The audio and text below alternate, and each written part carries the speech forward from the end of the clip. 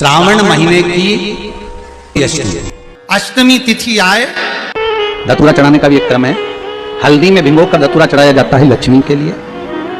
चंदन में भिगोकर धतूरा चढ़ाया जाता है आयु की वृद्धि के लिए। अबीर, अबीर एक सफेद कलर का बॉर्डर होता है। अबीर गुलाल जो होती है, गुलाल में अबीर डलता है, चमकदार, आपने देखा होगा अबीर। तो अबीर में धतूरा जो भिगोकर चढ़ाया जाता है, अबीर को लगाकर चढ़ाया जाता है, वो रोग मुक्ति का होता है। काय के लिए होता है वो? रोग मुक्ति,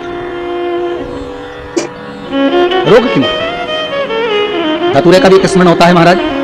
बहुत भारी रोग है, बीमारी लग गई है, डॉक्टर अपना काम कर रहे हैं, घर का व्यक्ति बहुत बीमार हालत में पड़ा हुआ है, तो श्रावण महीने की बेलपत्री के वृक्ष के नीचे भी शिवलिंग का निर्माण कर धतूरा समर्पित करा जाता है, जिससे रोग से मुक्ति होती है। उसमें ना तो हल्दी लगाई जाती है, ना चंदन लगाया जाता है, ना अबीर लगाया जाता है, केवल धतूरा चढ़ाया जाता है। शुक्रवार का दिन अगर अष्टमी तिथि पड़े और उस दिन अगर 5 बेलपत्र भगवान शिव को समर्पित कर दी जाए, तो व्यक्ति जो सोचकर, जिस कामना से, जिस मनवांछित फल के लिए बेलपत्र चढ़ाता है, उसकी वो कामना मात्र 3 महीने में पूरी हो जाती है।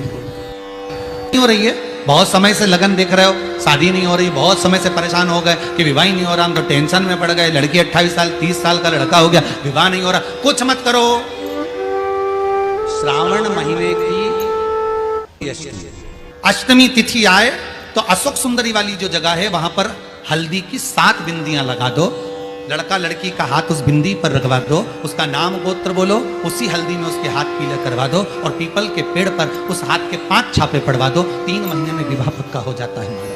उसका इतना, अशोक सुंदरी के उस हल्दी का इतना प्रमाण। पर भगवान को धतूरा कब चढ़ाना चाहिए, उसका विशेष ध्यान रखें। ये धतूरा शिव जी को चढ़ाना, बेलपत्र शंकर भगवान को चढ़ाना, दोनों में अंतर है।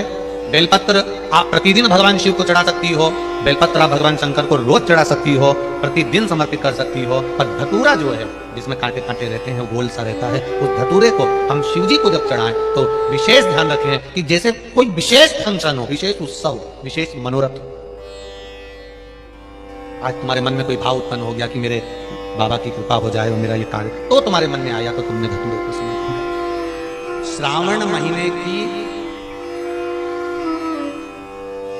दोनों अष्टमियों में से कोई भी अष्टमी, ये भी जरूरी नहीं है कि सोमवार की ही अष्टमी चाहिए। श्रावण महीने की दोनों अष्टमियों में से कोई भी अष्टमी को बेर के पत्ते पर लाल चंदन, बेलपत्री के पत्ते पर पीला चंदन, शमी के पत्र पर केवल कोई चंदन लगाने की जरूरत नहीं, सादा केवल एकदम कुछ भी उसमें लगाकर नहीं। महाराज, शमी के 5 पत्ते,